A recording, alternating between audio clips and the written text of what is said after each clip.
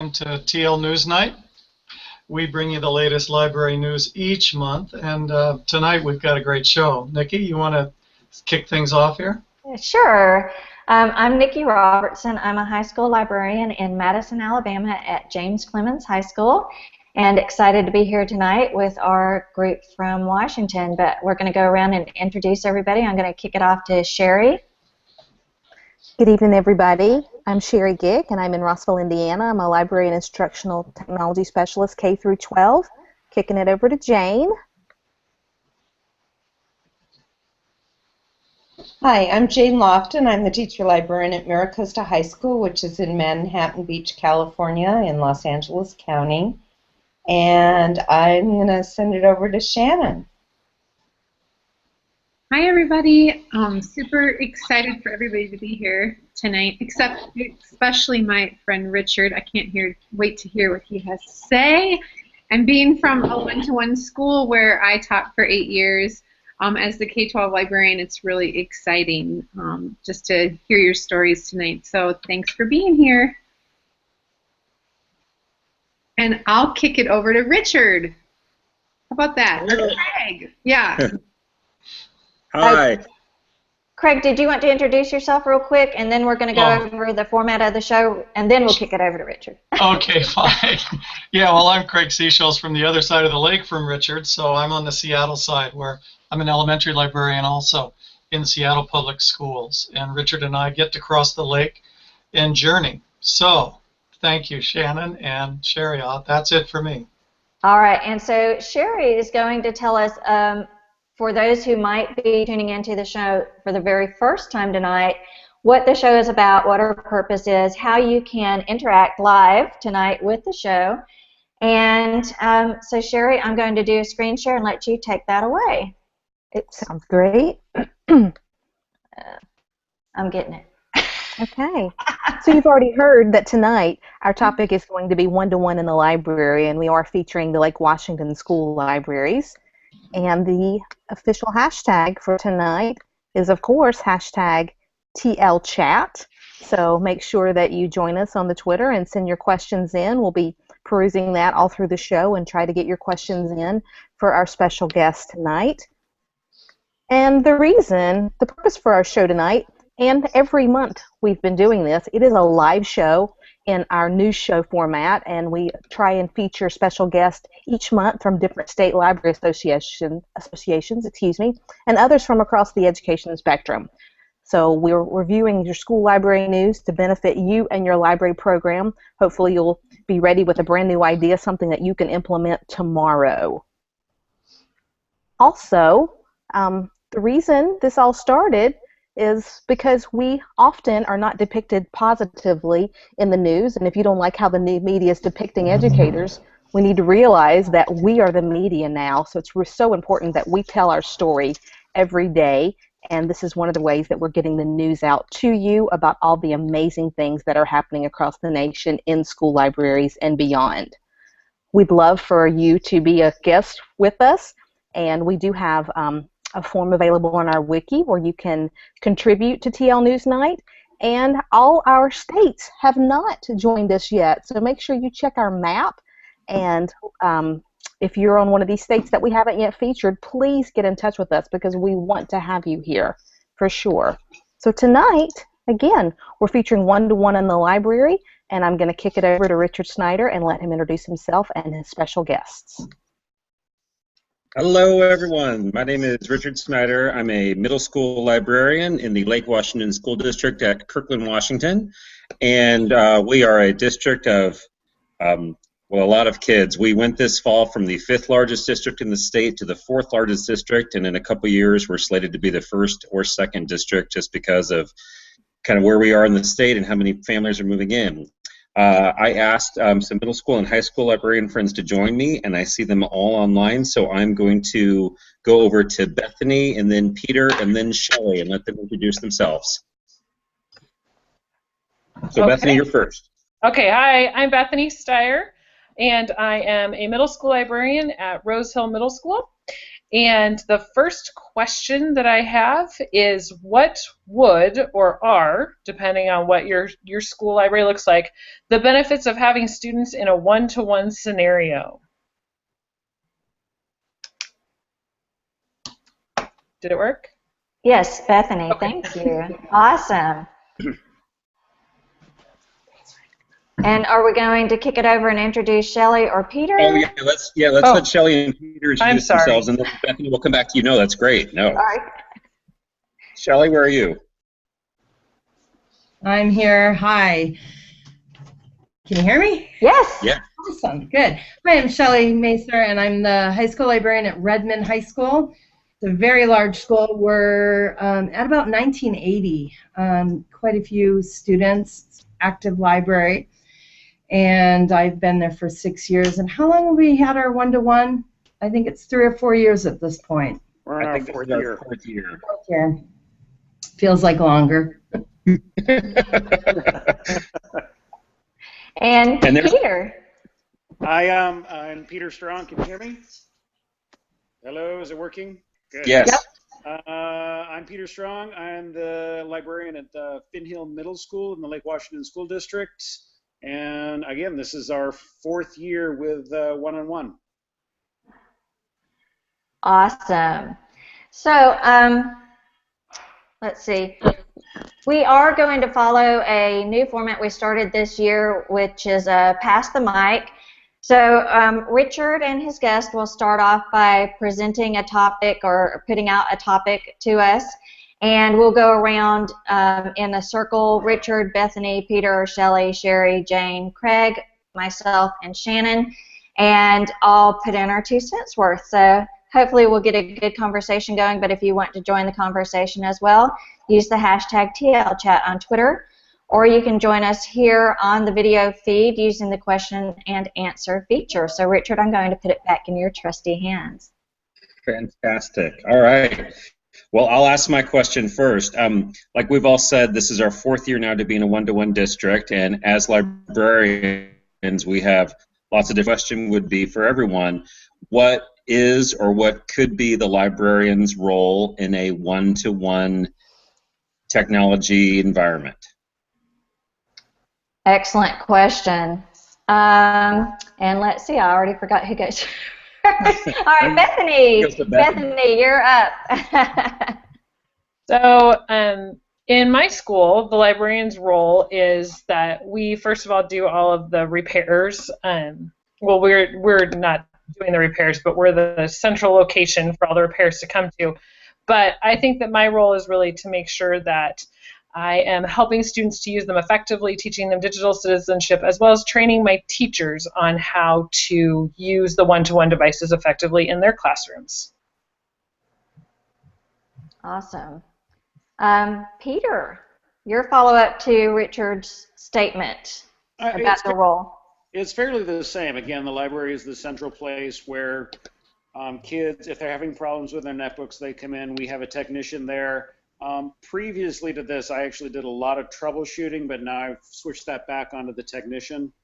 Yeah, and the same. It's like it's my job to make sure that every kid has a working netbook in their hands, because in our classrooms they get behind pretty quickly if they don't actually have the technology with them.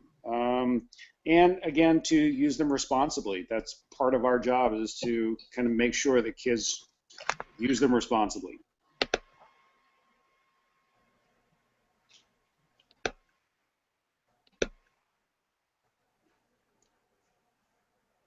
How about you, Shelley? You're up next. I didn't unmute myself. Shelley. Hi. So same. I have a staff of 3 and then 1 IT technician who does the actual maintenance and much of the troubleshooting. So much of our time is to figure out how much time goes toward laptop maintenance and one-to-one with the students, and when it's time to turn it over to the IT technician to follow up with the things that we can't solve. We have stations where we've written up directions for the students so that they can take the onus of trying to fix the problem before we step in and help them. So they'll come to us first, head off to the desk for troubleshooting, and then if need be, the IT person will step in and continue with any troubleshooting or maintenance. So, and it's really cyclical. Sometimes we spend more time on problems that might arise, and sometimes it's pretty slick, and we can figure things out in a quicker manner.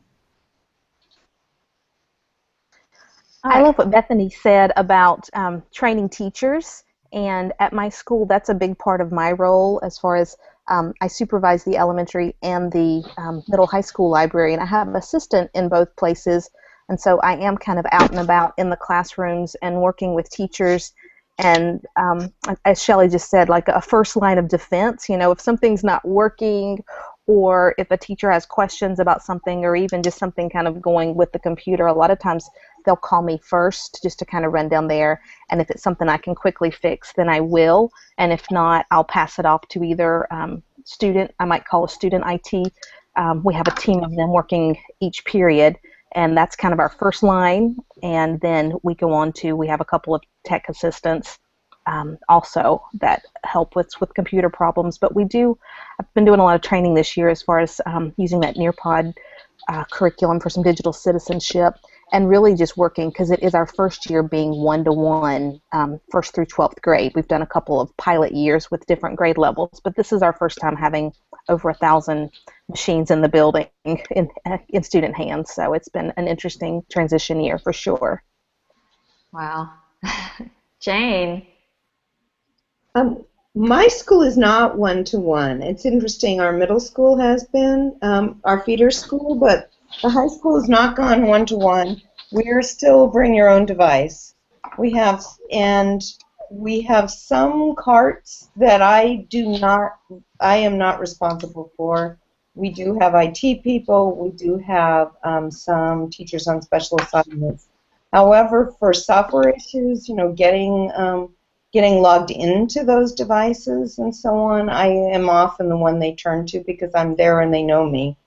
And I also have a group, the Geeks Club, that helps out with issues regarding not just our own devices, but any sort of devices. And that's really nice that people, and it varies how much people take advantage of it. But I like that they know that they can come to the library and probably find either me or one of my students who can help them solve issues.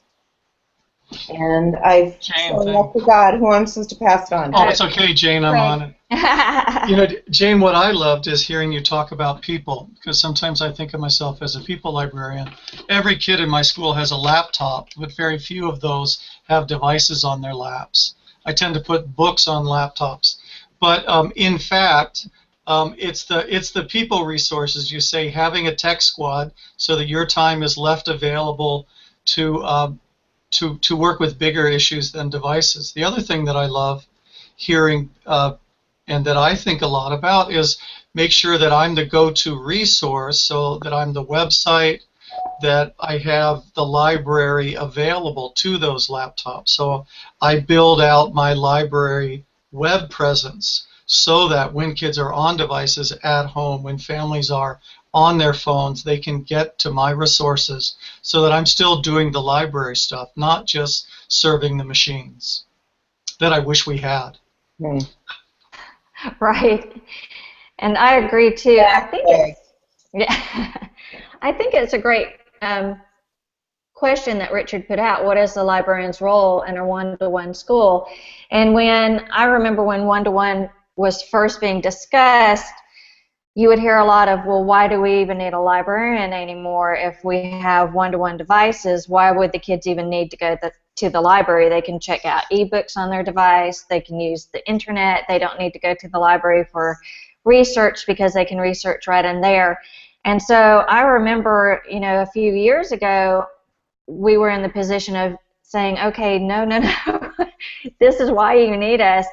And I think finding where that balance was, because I think what happened with a lot of us, and I know it happened with me, and in the first time I was in a one-to-one situation with 3,000 kids and iPads, was that we did so much maintenance and tech that we barely had time to do the library. part of it and continue with the reading programs and the other things we provided. But I think what we see here from the panel tonight and what's been said is that we've kind of reached this nice plateau of where we've learned where our area is and how to pass things off to tech that need to be at tech, or how to harness student helpers like what Jane has done there with her Geek Squad, and harnessing a good balance of where we fit in there. And also I like that Sherry was pointing out that she does more co-teaching or team teaching with her teachers and how to use those devices with the kids, because we've always, as librarians, been the one who connects the resources to the curriculum and helped the teachers know how to use those resources with their curriculum. So why would it be any different with computers and apps and software and programs that you find on the computer? It's the same thing. It's just not books we're pulling off our shelves or film strips that we're pulling out. It's all on that device. So I think that we've come to a happy medium, and if you're not there with that yet at your school, then pay attention to the rest of this conversation, and then you've got a lot of good panelists here that you can also contact on Twitter if you have questions as you work through the growing pains of a one-to-one program. So, and Shannon, I know that you probably have a lot of good advice for this as well. Well, we were probably one of the first districts to really go one-to-one. I mean, Van Meter's been one-to-one now for, I would say, 9 years. And it was so new to us that when we were starting it, there wasn't really anything out there. And so I wrote my thesis over one-to-one, actually. It's scary to think about that, how it was 9 years ago, 10 years ago when I wrote that for my master's. But just, I mean, everybody said things that was so important. And I think, Nikki, you said something that, you know, when people question, you know, getting rid of your librarian if you're going one-to-one, the librarian's job is never more important if you're in a one-to-one district, like, period. And that becomes so much more because, like Richard said and Craig said, like, everybody said things that stood out to me, but, like, making your presence online more, like your library goes online more than anything. Collaborate in teaching with the teachers, like, you become... it wasn't what we were doing in the library that became really important on the shelves, because we're teachers. We all love books, and we all love connecting to books and the literacy there, but the teachers really need your help, and the kids and the parents need your help more than anything when you go one-to-one. There is always something to do. If it's, you know, connecting to digital tools or collaborating or, you know, finding a way to use them, you know, individually with a student. And there are so many ways. And when I first started, it was the little fixing things, and it was finding a you know, plug-in strip, and those things shifted because we saw that I couldn't do all those things. And, you know, our IT person, we had one that was full-time then, that was working in different capacity, and we had a student group working in a different capacity, and our teachers were empowered. But our jobs become more important than any, I think, when we're going one-to-one, than any position in the school. I agree. And sorry. I agree with Shannon too. And going back to Jane again, and I think Craig focused on this too, is the people part. We're the people in the school kids feel comfortable coming to, and that teachers most often feel comfortable coming to if they have questions. They know they're not going to be judged, and they know that we're here to help them. So, all right, Richard, kicking it back to you. Well, I think, you know, just if the word that could summarize what everyone has said and what I think we can be, you have the chance to be the true leader in this program in your building. So whether it's your district is testing it out and they need a place for teachers to see what it's like, sign up for that. Help develop the policies. Help look at best practice. Train your teachers, train your students, be that place that everyone knows they can go to for help, from the simplest of things like getting a power cord to the most complex things of trying to integrate technology into the classroom. Working with parents, you know, hosting a tech night for your parents, or getting in there with the PTSA and just saying, here's the device. Here's what it has. Here's what it doesn't have. And here's what kids can do. Here's what we hope that they wouldn't do. You know, you're that place to teach digital citizenship. You're that place to get resources and training. And I mean, your role can expand endlessly as a librarian in a one-to-one district. And Nikki, I like what you said, like how can districts do it without a librarian, without somebody who's got the whole view of the school on their radar kind of at all the times. And your role, your job, everything expands. Some days it's really fun. I think my friends would all agree that some days it's really hard to be a librarian in a one-to-one district because there is a lot of work for it, but it's good work and it's fun work, and it's a great role to be in as a librarian in a one-to-one district. So yeah, if your district's looking at doing it, get involved right now and be there at the beginning of the program. I agree 100%. Sherry? Yeah, I was just going to say, as far as I think that's an important point that Richard makes, as far as, you know, there's never a dull moment, and every day, every period, every hour brings something a little bit different, and that's one of the things we as teacher librarians know. I mean, we're used to juggling lots of plates, and throwing the technology into the mix is just one more plate up in the air, and so, you know, we just roll with it. And like you said, as far as being that go-to person, I think is really, really important to know that there is that person. Someone else mentioned that students know, you know, I know you and you've always helped me before, and so that point of contact, that relationship is so important with teachers and students alike, because it's scary. It's scary to have these things in their hands. I mean, yeah, it's fun, but it's also like something goes wrong and it's like, what just happened? So very important to be that person. And can I just say one thing? And didn't you find too, like those of you that are one-to-one, that, I mean, my job was always like, it never ended like, you know, at 3:30 when the kids got out, like never. But I had more questions than ever at nighttime than I ever had before, and you have to make yourself available. Like even if it's like a tweet, or if it's just an email, or just putting the information, like Craig said, online. You know, you really have to help them. I always say, you know, put the library in your pocket type thing and give them the resources that they need. And that was something that was really not just the kids, but the teachers and the parents too. And that was part of just building our one-to-one community at that time at Van Meter. I had a kid take a screenshot of something not going right with his laptop and put it on Instagram and tagged me and said, "Hey, can you fix this?" And I could, which was kind of cool that I could do that. I thought, oh, how great that they're using any tool they can to help make this work, and that they know the library is a place they can go to get that information from. So yeah, opening those doors, keeping them open, it's just another way to say, yes, here's how I can help you. But Richard, that brings up the importance of why we need to be on the social media that the kids are on, not only because, like Kevin Honeycutt says, you know, our kids are on the digital playground and nobody's supervising. We need to be there to supervise, but we also need to be there to assist them. So I love that. Bethany, are you going to kick us off on our next conversation about one-to-one? Of course, and I apologize for saying it earlier. My question is, what would or are the benefits, and it sounds like a number of us have one-to-one, what are the benefits of having students in a one-to-one scenario? All right, so that's going to be Peter to respond to that first. Benefits of one-to-one-ness, I think, you know, for our students, I guess for most students, we can't be guaranteed that all our kids have a computer at home.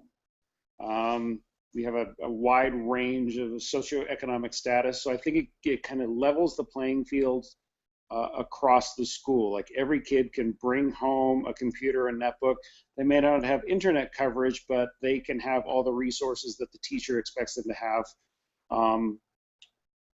when they're in the classroom.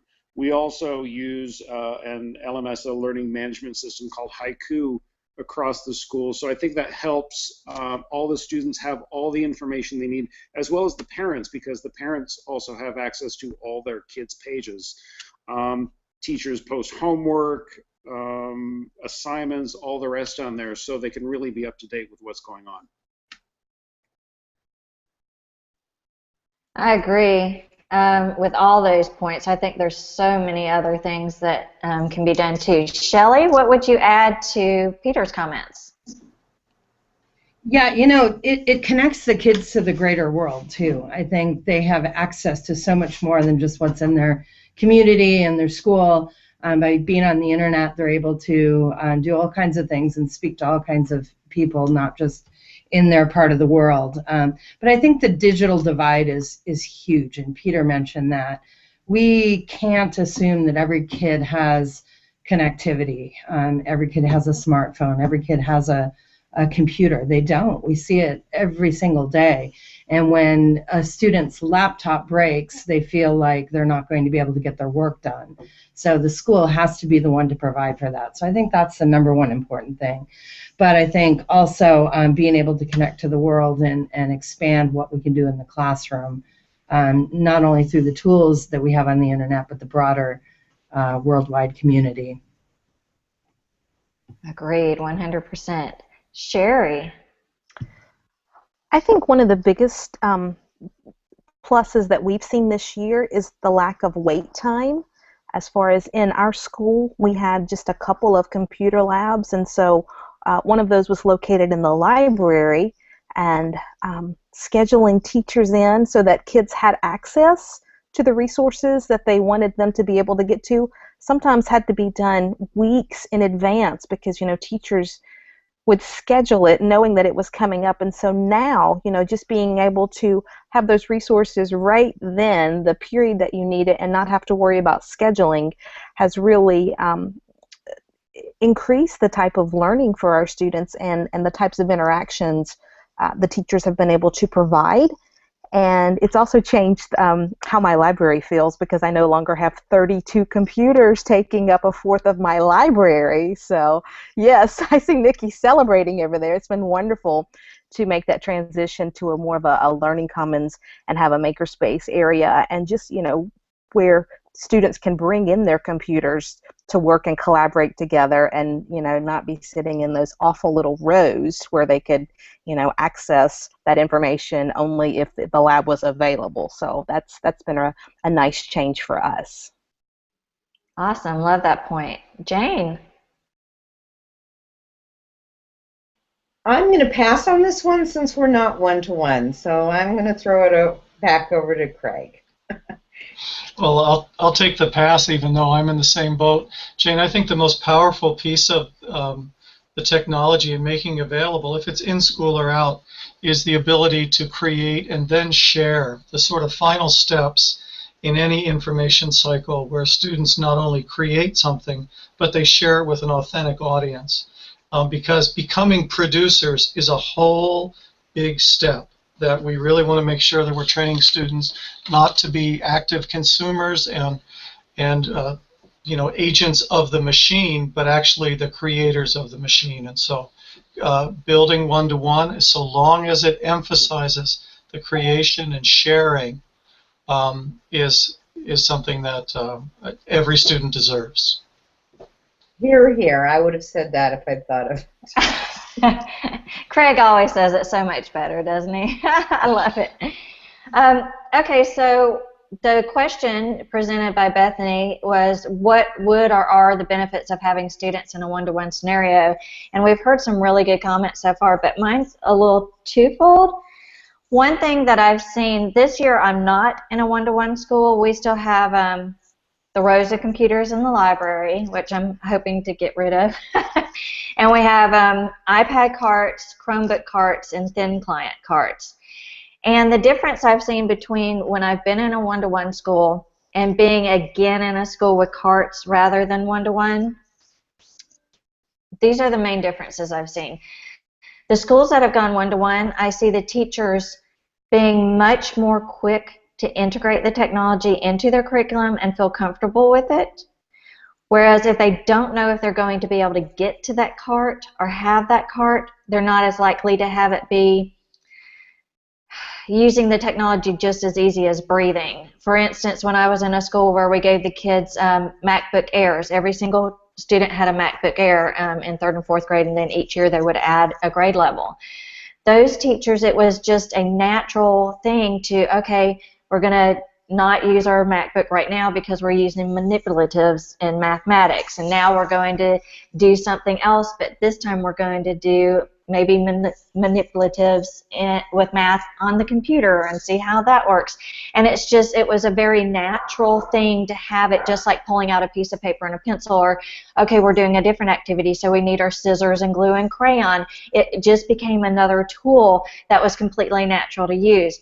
Whereas I still see a lot of anticipation when using the devices, because did the person before me plug in all the computers and plug it up overnight? Is it actually where it's supposed to be? Is that cart where it's supposed to be? Is everything charged? Is it going to work? Are all the updates available? And so I see more anticipation on the teacher end and more hesitation to actually truly integrate technology into their curriculum because they don't have the technology consistently in their classrooms. On the student end of things, what are the benefits of having it? The last 3 Wednesdays in a row, last Wednesday I didn't get to participate because of spring break, but coming up this Wednesday, my students, my debate team students, have been able to use the technology to judge Alyssa Malaspino's students and another school in New Jersey. So 2 separate schools in New Jersey are debating each other, and our high school debate team in Alabama is getting to judge that debate and see how a debate looks from the judge's point of view, which then helps them to step up their game when they go and start debating as well. And so we're actually able to bring real-world relevance into the education for our kids and also connect them globally with other students, which we wouldn't be able to do quite as much without that, the one-to-one. And I think we can just continue to build on what we can do with that the more we have devices in students' hands. And Shannon? Yeah, I am glad that you said like the 2 sides of it, Nikki, too, because that's how it was for me as well. And there were a lot of things that stood out that it's kind of interesting going the last person, because I agree with everything that everybody's saying. But the thing that I think that I noticed most with our kids was, and I was just like you, Sherry, like we had like 23 computers on this thing that we called the COW, the computer on wheels, and they worked sometimes, like not all the times, for over 600 kids in our whole entire K-12 building. And I saw like putting laptops into the hands of our learners, that it built this like great community of learners because our spaces became flexible, they became more creative with their learning, we were able to share with an authentic audience, and it was amazing because they could do this not only at school, but also on their own time, at home, and we provided them with this great tool, this vehicle, to be able to take our kids where we wanted them to be. And with our teachers and even our parents, like, some of it was really, really hard because, and that's where my job became super important, because they needed us more than they ever needed us, not just the kids, but the teachers. And it was a real challenge for some of them as we moved to this place that we wanted to be. And so it was that part, it was twofold. It was very interesting, putting these laptops into the hands of our kids who were mostly excited about them, but also, trying to navigate the challenges with the teachers and with some of the parents. That was a big part of what we were doing too. Pros and cons. All right, Richard, and then Bethany. Unmuting, there we go. I think I kind of like Nikki's 2-part answer, so I'm going to make mine a 2-part answer also. I think it gives you a lot of freedom in your building. I've seen kids in the hallways with their laptops doing science experiments. You see kids writing. We hosted a NaNoWriMo event in the Commons where they could curl up and sit down on the learn right anywhere they wanted to, that they could take anywhere they wanted. I don't have to schedule the computer lab anymore. I have counter space for days now because there's not computers everywhere, but I have chargers everywhere, and I have to use the power resources that I have because kids need to be able to plug in and work where they want to. So it does give you freedom. I would also say, though, it does matter about the device that you're using in your building. I've been where we had really, one grade level had an older device and they were very frustrating to use, and that impacted the level of technology integration happening in the classroom. And I've been where there's a really great, wonderful device with a touch screen that starts up quickly, and kids are doing amazing things, and they're peer editing, and they're working, and they're sharing. So I think the device does matter in a one-to-one situation. And again, being that librarian who could come in and research and help and say, this would be the best type of device for our students based on this, this, and this, fill as librarians. And I think it's something to keep in mind when going one-to-one in a district, that you really do have to give kids something that they can work with, and teachers something that they can work with and do exactly what they want to do. Awesome, Richard. I'm still laughing about the cow. Bethany? I remember the cow days. Oh, my goodness. Well, I'm going to agree with Shannon in the idea that I just agree with everything everybody said, that there are so many benefits to going to one-to-one, and I love the idea of the authentic audience that Craig mentioned, and the idea that we give access to everybody. And I would definitely agree with Richard that it opens up not only for kids to be able to work at any place and not have to schedule that computer lab, but it makes that library available to everybody as well, which was mentioned earlier in the conversation. And I think it was Sherry that said that she got rid of her computers and could make a makerspace, and how that's what I did with my area as well. And so it's very fun that we have those benefits. Kids are still using technology, but now they get the makerspace as well. So. Awesome, Bethany. Thank you. All right, Peter, you're up next to switch the convo. Or Craig, I thought you had something you wanted to add real quick before we go on to Peter. Oh, just that right? quick. Yeah, it was. When we were talking about one-to-one schools, one-to-one schools as they roll out in Bellevue are seeing a rehiring of teacher librarians, and they are assigned out of the library. So the notion of library less and teach more, they are assigned as co-teachers in the information research cycle. And it's a very kind of excited reimagining of a teacher librarian's role in a one-to-one school.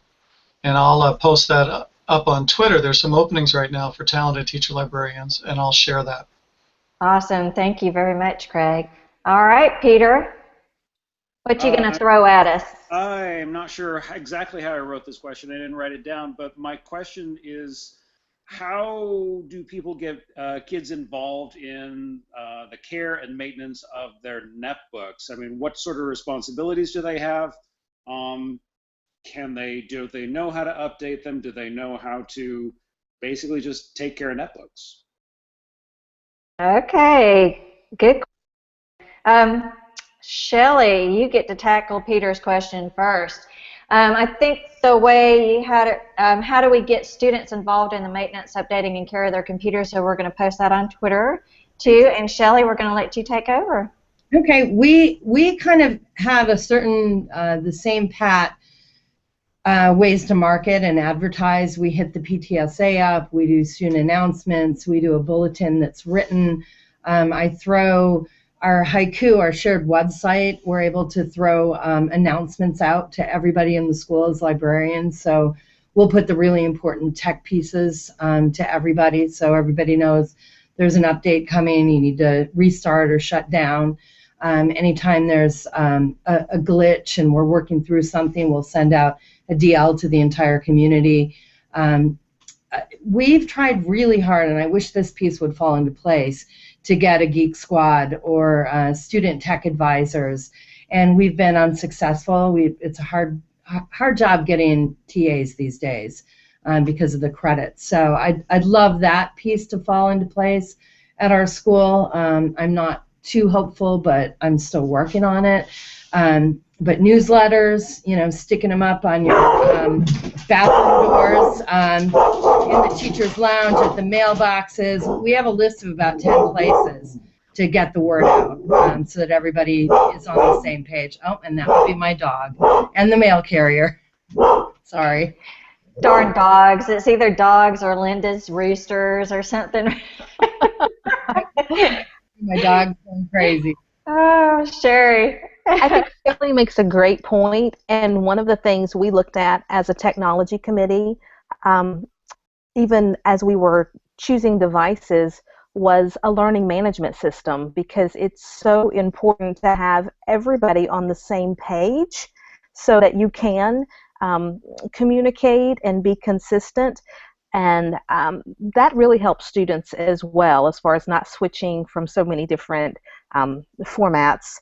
And one of the ways, I'm switching back to the question now, because I have that on my mind, maintenance and updating and care of their computers. One of the ways we've used, we're a Canvas school system, and we have a homeroom time that we implemented this year that's actually 5 days a week, 25 minutes, and students are grouped by grade level. And we've used that time the very first semester to do a lot of teaching with the students, as far as how do you take care of your computer, what's acceptable, what's not acceptable. And of course some of the students are like, oh, this is such a waste of time, but we also use that time to reintroduce some of our Google apps and cloud storage and some of those things that students might have heard or maybe hadn't heard. And so we've really tried to use that time when we had a captive audience where they could be taught some of those things. We do have student tech teams, and luckily we run a class that actually trains them, and so then they are available to receive a high school credit for it. And because we are K through 12 in one building, we do have high school students that are going down to assist in the elementary or in the middle school or even in other high school classrooms.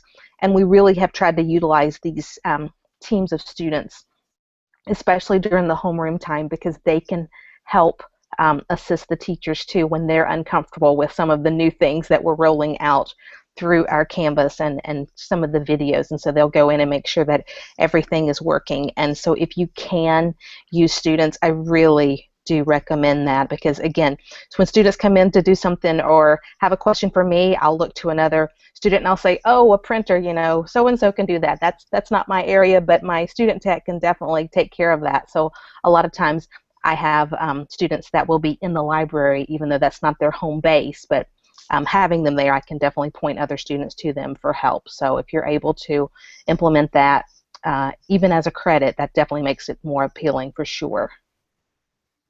And I know Jane said she has her Geek Squad or something like that. Jane, do you want to tell us more about that and how that works at your school?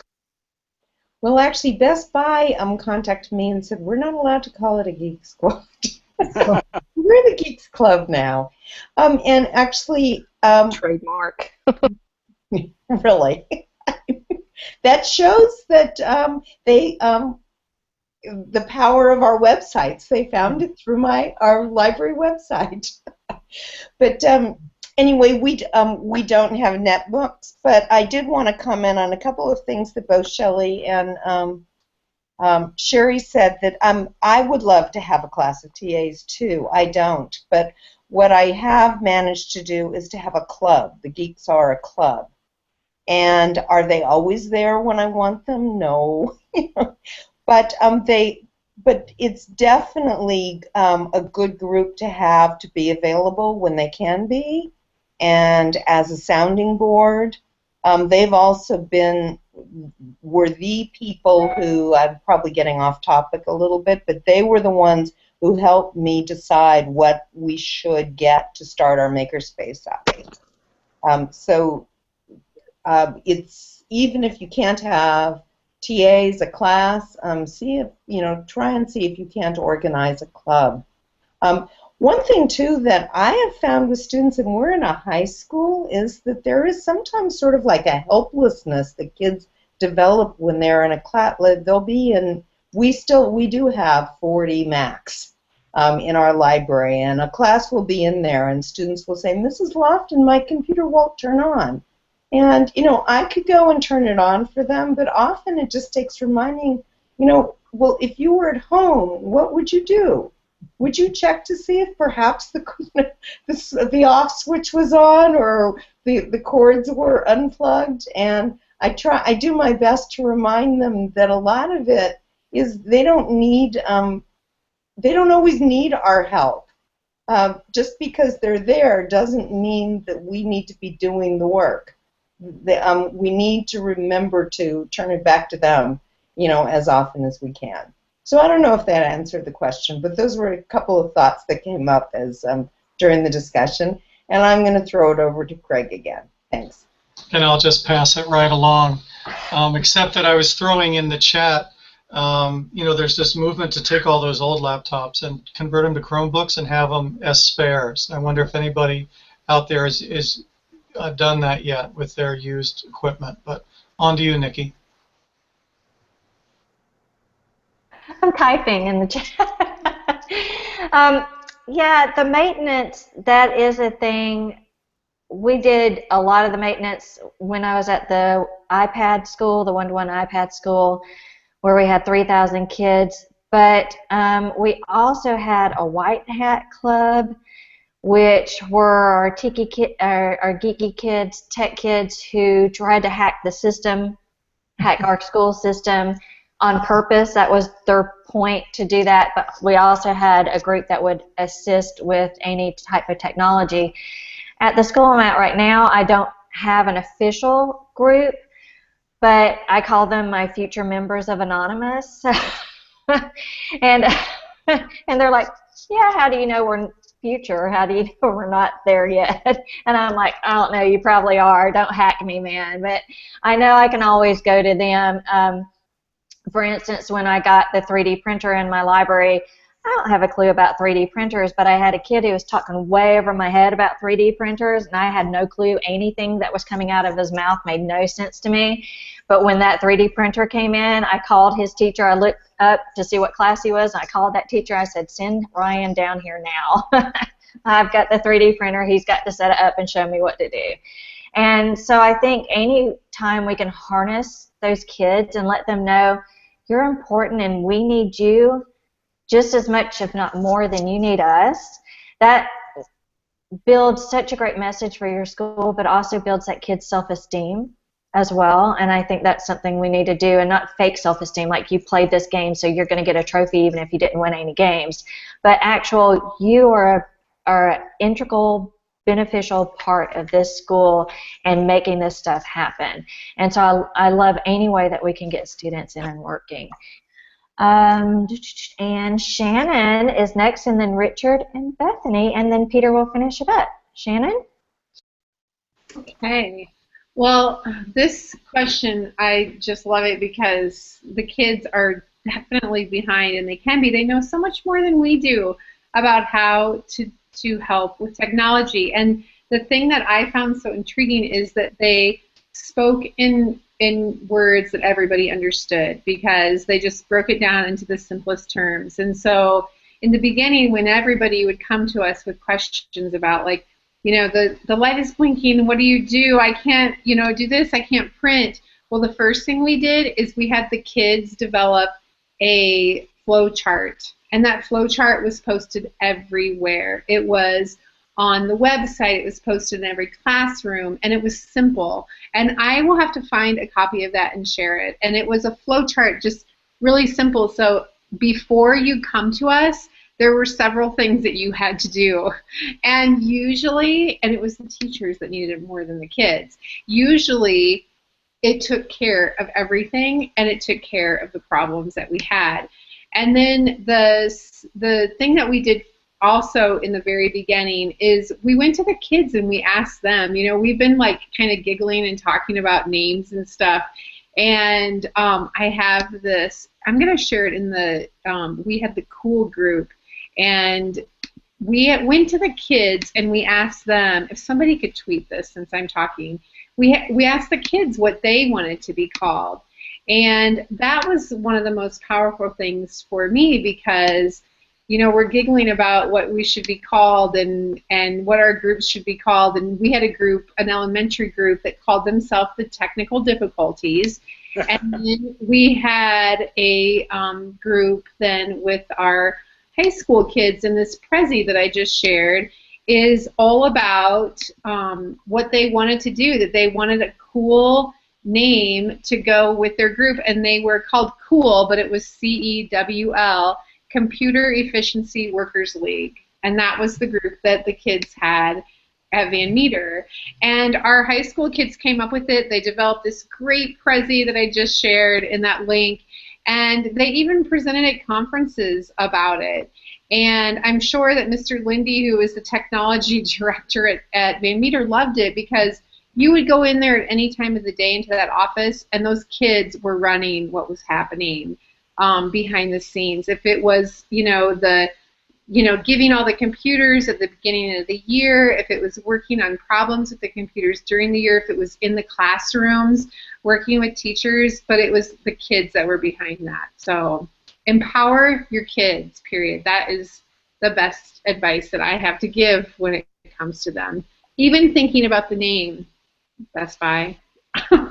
Yeah. All right, Richard. So, I think the thing that I remember the most with having kids involved in this process is that as teachers, we remind more than we teach. So sometimes we are there to be the big reminder about their laptops. Like when kids come down to the library for help, I always say, like, well, what did you do before you got here? What did you do to fix your laptop yourself before you came and asked? Because usually they do have the answer for it.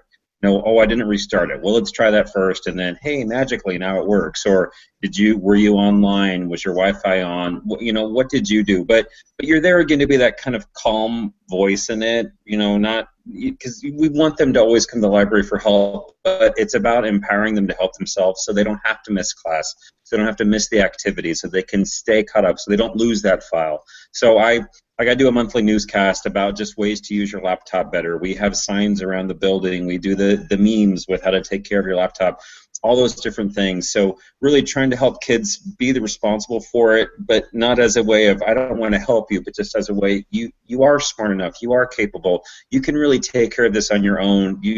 And I'll be here to be your guide, but you have all the answers, and like we've all said, they have more of the answers than we do most of the time. But we're also there to help remember, maybe we're not all as comfortable as we are or think we are, so here's another voice to help you kind of through this process. So I agree with what everyone said, and we're just there to help remind them about the things they already know.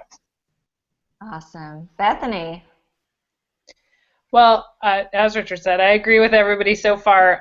What I've found in my building, though, is really not only empowering kids, as Shannon said, but also empowering my staff and giving them tools so that instead of a kid having a problem in the middle of class and the teacher being like, I don't know, just go to the library, giving them a poster to go through or a way to direct the kids to say, have you tried this? Have you tried this? And doing staff meetings with like tech tips at my staff meetings. Hey, if your kids are having problems with this, have them try this. Or this may be coming up, so try this instead. So I've found that that's one additional way that I can help with the repair process. Hey, Bethany, awesome. You don't have a copy of our poster there somewhere accessible, do you? We all kind of have one we have district-wide that we made. I can find it, yep. And what you guys can do, what you guys can do is, some of us have been asking in the background as y'all mention things, could you share that? Just email it to me and we'll put it on the wiki for everyone viewing to be able to see later and access and see some of those examples there. And Peter, you get the last word on your topic you sent out. Man, I think I asked this because I wanted to know as much as anyone, what are some of the things people do? It's interesting that they talk about enabling kids, because I think quite often, not enabling, helping, having kids do their own stuff. But I think sometimes that we enable them at the school. It's like I have a lot of kids come to me and this won't work. Have you shut down? No. So really just kind of giving them the first steps, like, well, start by shutting down your computer, because that fixes so many problems. And it's because we have so much help available to them. But it's ironic that sometimes I can't get to them right away, or the tech can't get to them right away. I'll check back later and says, oh, I fixed it. So it shows me that they know how to do it, they can do it, and that if we don't actually help them right away, then sometimes it actually helps them to figure out their own problems. Well, and communication is the key across the school. If there are updates coming, if they need to restart, having posters up. We have video announcements that play every day in the school. Sometimes I'll do something like, hey, an update's coming up, or have you noticed this? Try this. At the beginning of the year, we do 3 days. Our first 3 days of school are called Finhill University, where all we do is teach the kids how to navigate the school, and especially that, sixth graders, that they know nothing coming in. So I think a few of those classes that they actually have to go to are how to take care of your netbook. What should you do when? Yeah, that's. I think communication is the key with the kids. They don't always hear. You can put out as much information as you want. If they're not listening, you can't. You can only do so much. But really, just trying to get the word out. All right, Peter. I just fell in love with your kitty cat behind you. Yeah. Too adorable. I will say one thing, and I want to just add this in here real quick. I love what Shannon was talking about with the flow chart. And then Richard has his things that he puts out, and you have posters. You can do that in a one-to-one school. In a BYOD or T, that's hard to do, because if you got 30 kids in a class, you could have 30 different types of devices. And that's another thing that I like about one-to-one so much more than a BYOD or T, is because you can have better troubleshooting. You can feel more relaxed with those devices in your classroom, whereas you're hit with all these different tech issues, not just one possible tech issue, but tons of different ones there. So we have about 4 minutes left, and we had some really important news to share of things that are upcoming, but I'm going to let Richard decide what are we going to do next. Can we do a power round of Shelley's question and just share a favorite research tool? I think that's the perfect idea. So Shelley, I'm going to let you kick off the power round. All right. So I love having a shared website with everyone, and I love using some of the social media sites like Diigo and Goodreads to connect with students on literacy and research. I'm sorry, could you repeat the question? I didn't hear the initial question. It is resources that you use in a one-to-one school. Thank you. Research and literacy. All right, so rapid fire. Sherry. I'm going back to the LMS because I don't think we could do what we do without Canvas, and that's just such a major tool for my school system. Jane. I'm not one-to-one, so I'm going to pass on that one.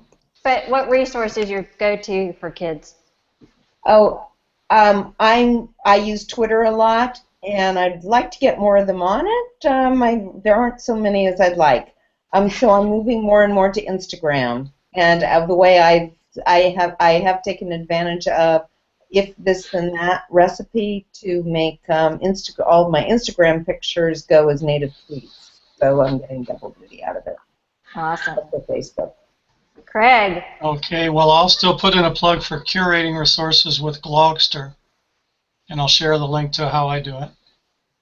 Awesome. We love using Google Classroom this year. We're integrating Google Classroom this year, so definitely having that learning management system, as was mentioned earlier in the conversation. Shannon. Well, what changed it for us when we went one-to-one was also implementing Mac and VIA, because that kept all of our ebooks and our databases and website and videos, and now you can even add student work in one spot. So that made a big difference, not just for them at school, but it put all of the resources into their pocket at home too. So that was a good thing. And all the other things that you guys talked about too were just so important, using a lot more social media and the different things that where the kids were at, meeting the kids where they were at too, because we were also a BYOD school, and also, with our one-to-one. So good things. All right, Richard. OneNote OneNote. It's a digital online 3-ring binder. I sent out the link for OneNote for Teacher's Guide. It's amazing. About 80% of our kids are using it. Tweet me, I'll show you exactly how you can use it. It makes a huge difference with the research, digital portfolio, managing their information, teaching. It's amazing. Yay, OneNote. Awesome. Bethany.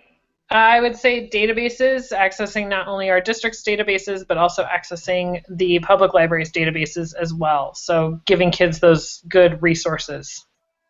And Peter? I would reiterate, OneNote if you don't have a learning management system, but then something like Haiku or some other learning management system is invaluable in a one-on-one school. Exactly. Well, thank you very much. We're going to go just briefly over time, but I think this will be some great information that all of you might want to pull out your piece of paper or pen or pull up your calendar on your phone or your computer and get ready. Did we want to start with Shannon or with Jane? Why don't you start with Jane? All right, Jane just got back from Q and is going to share some important information with you, and then we'll move over to Shannon. Yeah, thank you. Just real briefly, I was delighted and honored to have an opportunity to be at the Q conference, which is, well, it actually used to stand for Computer Using Educators, but they're actually trying to get rid of that spell out because we're all computer using educators and technology using educators today. And this was the third year that California School Library Association, of which I'm an active member and past president, has had a relationship with Q in which we've had a Saturday Information Literacy Summit within the conference. So we've had a whole strand on information literacy. And this year we were very delighted and honored to have Joyce Valenza as a spotlight speaker at Q and as the keynoter for that summit. And I'd like to invite you to visit csla.net/ILS 2016. In other words, Information Literacy Summit 2016, and I'll tweet that out in a minute. And we've set up a page on the CSLA website that has links to all the sessions that were presented at the summit with the slides, so that even though you weren't there, you can enjoy some of what went on at the summit. And, Awesome. And there's also a link to the whole Q schedule, which actually they're very generous about sharing. You know, any of the presenters who put their slides up, they have links to them. Was there a hashtag for the conference as well? Yes, there was. I should have shared that. It was Q16. And we did have a hashtag for the Information Literacy Summit, which was QILS. That wasn't as active as we would have liked, but yes, go to Q16 hashtag and also go to that CSLA page. And you can, you know, often get as much from, or never as much from attending, but you can get an awful lot from a conference you don't attend if you check out all the handouts and the tweets and all. Right, and we'll make sure to also get all that information onto the wiki in the next day or two if you didn't get that information written down. So, Shannon. Okay, so to just wrap it up, we wanted to just tell you just a couple things about what's coming up in school library news. And don't forget that we have 2 conferences in June that are awesome to attend, on top of all the other things in all of the states. But ALA and ISTE at the end of June, both really great things, and a lot of us will be there and would love to connect with you, and we'll be presenting and sharing too. We also have an April School Library Month, and so things are kicking off there, and you can go to the AASL and ALA website to see everything that's happening for School Library Month, and then check out the hashtag. That's hashtag SLM16, and so there's lots of fun things. You can get posters and bookmarks and videos, and it's just really fun to see what everyone has planned. And is that it, Nikki? Is that all for the news? Is April also Poem in Your Pocket? Poem in Your Pocket, and is the end of April. I wrote about that today and shared some things, and Poetry Month is in April. And then in May, there's Children's Book Week. So lots of things coming up at the end of the year, like always. Awesome. And so, Shannon, did you want to close us out and tell us who we'll have on next time and what we'll be talking about? Yes, and I lost our Google Doc, so you might have to tell what we're talking about. I know what we're talking about, the topic, but we're going to talk about providing books and literature for our diverse populations, and this conversation came about when we were all following the little girl who is collecting books. You can follow the hashtag 1000, is it Black Girl? And she's 11. Her name is Marley Diaz, and so this started a conversation with all of us. And so, Nikki, you might want to talk about who's joining us, but we're really excited because they're going to join us for TL News Night in April. Right. So that's on April 18th at 8 p.m. Eastern Time. Paula Chase, who writes the Del Rio Bay series. We have Elle Devine, who does the Drama High. Kathy Burnett, who's a fabulous librarian, who I believe is one of Sherry's friends. And Refrans Davis, who, if you don't know Refrans, she is just amazing in a million different ways. And so they will all be on to talk about how we can provide books for diverse populations, not only for books for the 1000 Black Girl books, but other populations that we serve as well. And so making sure that we meet the needs of all of our students in our school. So thank you so much for sticking with us for an extra 5 or 6 minutes. And a huge thank you to our guests from Lake Washington Schools. Thank you so much, everyone. Thanks for having us. It's fun. Bye-bye. Bye. Night.